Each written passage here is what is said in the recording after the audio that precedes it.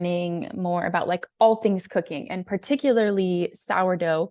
I had always loved sourdough bread, but there was just something really special about it. And I actually, when I decided to first start learning, I didn't know that sourdough was not like the active instant yeast and that you could have, like a typical loaf of bread, you could have it in a few hours. And that's just not the case with sourdough. Sourdough is not, it's basically like the opposition of instant food creation. And that's another part of the importance to me. So when I started, I went down a bunch of different rabbit holes of like, I took a masterclass course on it. I watched so many different YouTube videos, and it probably took me like 3 months before I actually had a decent loaf of bread. And even still, that loaf was like flat. There was a lot I didn't know. But one of the main reasons I want to host this is I want to share the core like basics that ended up working for me, where I now can make a loaf of bread once a week. Sometimes I make a loaf twice a week, really easy. It's like, to me, it's truly been like riding a bike.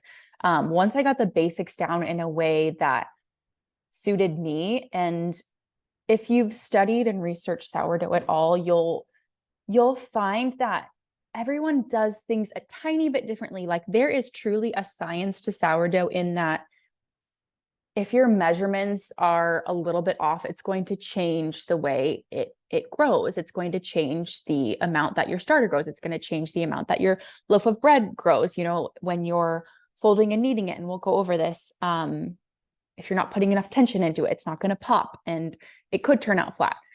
So sourdough is not a recipe. It's like an entire relationship and experience. But what I want to offer to you all is like knowing how to do this in a way where there's like ease and simplicity, but that also allows you to, one, find what works for you. And I'm just going to give you what has worked for me. So again, if you've researched sourdough, you might find different information.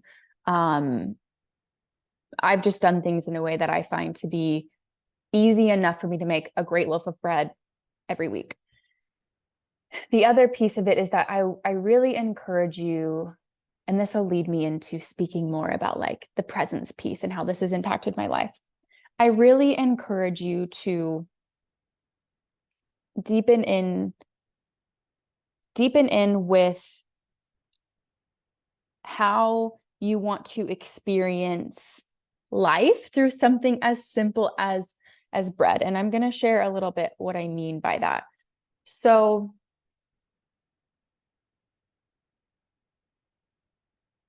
bread has many different nuanced